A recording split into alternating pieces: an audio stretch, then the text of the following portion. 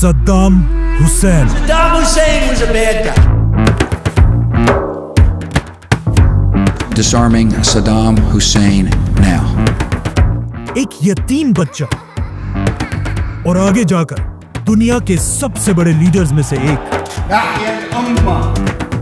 जिसके मरने के 20 साल पूरे होने वाले हैं, लेकिन आज भी पूरी दुनिया उसे याद करती है।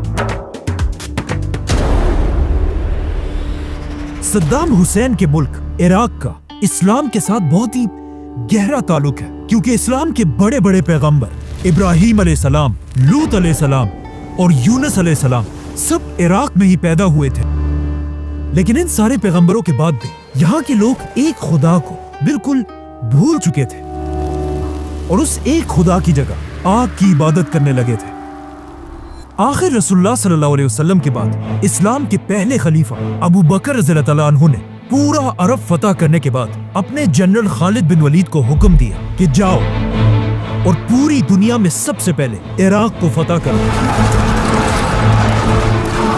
और जनरल खालिद बिन वलीद ने ऐसा ही किया, जिसके बाद पहली बार इराक मुसलमानों के कंट्रोल में आया।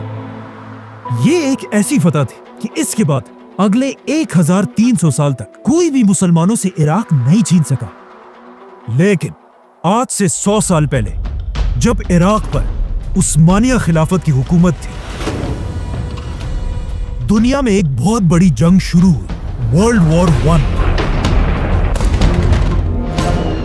जिसमें ब्रिटिश एम्पायर ने पहली बार मुसलमानों से इराक छीन लिया और इसे छीनने के बाद यहां पर इराक में अपना एक पपेट बादशाह बिठाया। और सिर्फ यही नहीं, बल्कि पूरे अरब में हर जगह अपने पपेट बादशाह बिठाए। नाउ बाकी सारे बादशाह तो आज तक अपनी कुर्सियों पर फुल ताकत के साथ बैठे हुए हैं, लेकिन इराक का बादशाह अपने मुल्क को संभाल नहीं सका, क्योंकि कुछ ही अरसे बाद इराक के बादशाह को उसके तख्त से हटा दिया गया और पूरे इराक में एक बहुत बड़ी कंफ्यूजन पैदा हुई और बहुत तेजी से इराक के लीडर्स बार बार बदलने लगे।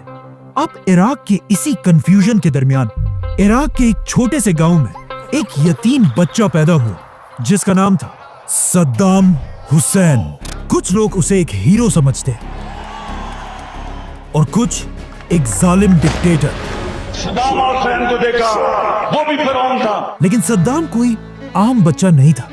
उसके पैदा होने से पहले उसका बाप मर चुका था और जब सद्दाम की माँ को उसके शौहर के मरने का पता चला, उसने सद्दाम के पैदा होने से पहले सुसाइड करने की कोशिश की। एक यतीम बच्चा होने की वजह से सद्दाम हुसैन को बचपन से उसके दोस्त तंग किया करते थे, जिसकी वजह से कहा जाता है कि सद्दाम हुसैन बहुत छोटी सी उम्र में अपने साथ हमेशा एक स्टील रॉड लेकर फिरता था और जो भी बच्चा उसे तंग करता था वो सीधा उस स्टील रॉड को उसके सर पर मारता था।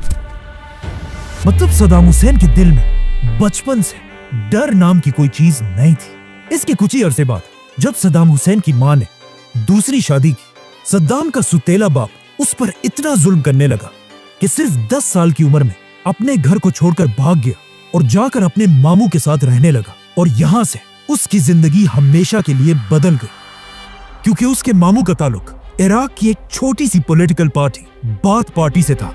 इस पार्टी में सिर्फ 100 या 200 लोग थे।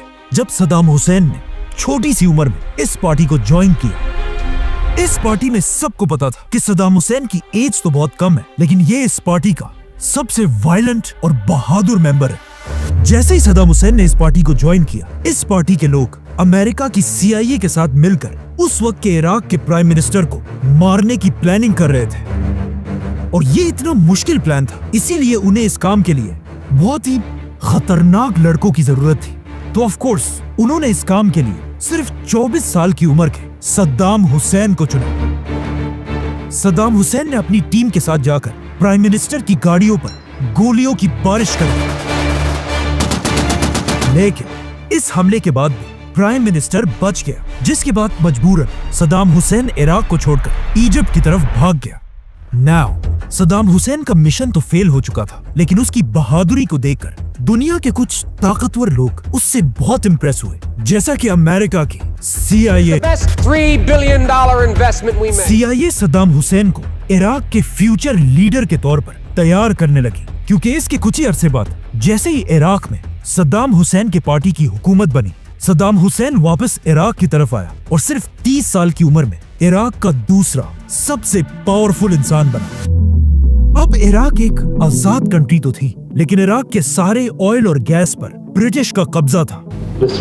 इसीलिए जैसे ही सदाम हुसैन के पास पावर आई, उसने सबसे पहले इराक के सारे ऑयल और गैस को अपने कंट्रोल में लिया, और यहाँ से सदाम हुसैन इराक के लोगों के लिए एक हीरो बनने लगा, क्योंकि जैसे ही उसने इराक की ऑयल को अपने कंट्रोल में लिया, अचानक एक बार फिर 1973 में इजराइल और अरब की एक बहुत बड़ी जंग शुरू हुई। अरब ममालिक ने इजराइल को हर तरफ से घेर लिया था, लेकिन इस जंग में इजराइल को सुपर पावर अमेरिका की फुल सपोर्ट हासिल The थी, United States of America would have to invent an Israel.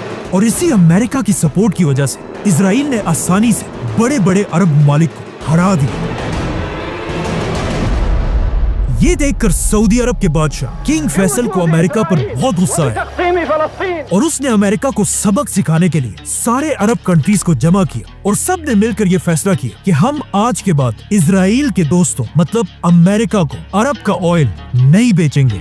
और ये अमेरिका के लिए एक बहुत बड़ा धचका था, क्योंकि उस जमाने में अमेरिका अपना 80% तेल अरब ममालिक से खरीदता था।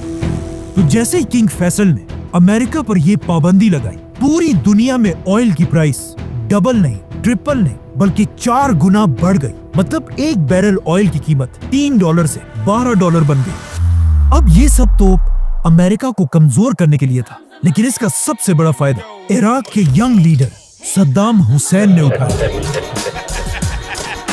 सद्दाम हुसैन ने ऑयल की इन नई प्राइसेस को यूज करके इराक को एक मॉडर्न कंट्री बनाया, इराक के हर गांव तक बिजली पहुंचाई, इराक के लोगों के लिए फ्री स्कूल्स और हॉस्पिटल्स बनाए। इन शॉर्ट सद्दाम हुसैन ने इराक को इतना मजबूत किया कि इराक का एक दिनार $3 के बराबर था। और इस सब के साथ साथ सद्दाम हुसैन ने इराक की पूरी आर्मी को अपने कंट्रोल में लिया। लेकिन ये सारी बातें तो एक तरफ, यहाँ से सद्दाम हुसैन को अपनी जिंदगी की सबसे बड़ी इंस्पिरेशन मिली। अमेरिका में हॉलीवुड की एक फिल्म रिलीज हुई, द गॉडफादर, जो एक माफिया डॉन कॉर्लियोन फैमिली की कहानी है। In my home, in my bedroom. कहा जाता है कि सद्दाम हुसैन को ये फिल्म इतनी पसंद है That was his favorite film. He loves to watch the movie The Godfather. कि उसने अपनी पर्सनैलिटी बिल्कुल बदल दी और इस फिल्म की हर चीज को कॉपी करने लगा। मतलब जैसे कपड़े गॉडफादर का हीरो पहनता था, वही कपड़े सद्दाम हुसैन भी पहनने लगा। जैसी टोपी वो पहनता था, सद्दाम भी वही टोपी पहनने लगा। और सबसे इम्पोर्टेंट, दोनों बिल्कुल एक ही स्टाइल में सिगार पिया करते थे। इन शॉर्ट, इन सारी चीजों की वजह से अब सद्दाम हुसैन इराक का सबसे ताकतवर इंसान बन चुका था, इवन इराक के प्रेसिडेंट से भी ज्यादा। तो ऑफ कोर्स सद्दाम हुसैन ने इराक के प्रेसिडेंट को हुक्म दिया कि तुम अब बूढ़े हो चुके हो, तुमसे ना हो पाएगा। चुपचाप रिजाइन करो और सीधा अपने घर जाओ। नाउ जैसे ही सद्दाम हुसैन प्रेसिडेंट बना, पूरी दुनिया ने देखा कि बहुत अरसे बाद बिल्कुल हिटलर की तरह एक नया लीडर सामने आ चुका है। क्योंकि प्रेसिडेंट बनने के सिर्फ 6 दिन बाद सद्दाम हुसैन ने अपने सारे पार्टी मेंबर्स की एक मीटिंग बुलाई और सबको अपने सामने बिठाकर कहा कि मुझे इराक के तख्त से हटाने की एक बहुत बड़ी साजिश की गई है, और जिन लोगों ने ये साजिश की है वो सब इस वक्त इस कमरे में मौजूद है। ये सुनकर नीचे बैठे सारे लोगों को सांसें बिल्कुल बंद हो गई, लेकिन सद्दाम हुसैन ने बिल्कुल आराम से सबसे पहले अपना सिगार लगाया और फिर हर उस शख्स का नाम लेने लगा जो इस साजिश में शामिल था। ताहिर अहमद अमीन, इस्माइल इब्राहिम नज्जार। सद्दाम हुसैन ने यह हुक्म दिया था कि मैं जिसका भी नाम लूं वो चुपचाप उठकर हॉल से बाहर निकल जाए। कुछ लोग आराम से बाहर चले गए और कुछ को जबरदस्ती निकाला गया। इस तरह सद्दाम हुसैन ने टोटल 68 लोगों के नाम लिए, जिनमें से कुछ को तो जेल में डाल दिया और बाकियों को गोलियां मार दी गई। जो लोग हॉल में बच गए वो जोर जोर से सद्दाम हुसैन के नाम के नारे लगाने लगे, और इस तरह सद्दाम हुसैन ने अपनी खौफ से भरी बादशाहत शुरू की।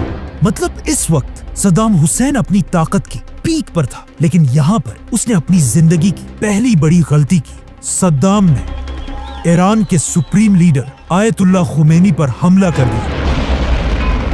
1979 میں جب صدام حسین عراق کا لیڈر بنا، وہاں at the same time Iran میں بھی ایک نئی حکومت بنی، آیت اللہ خمینی۔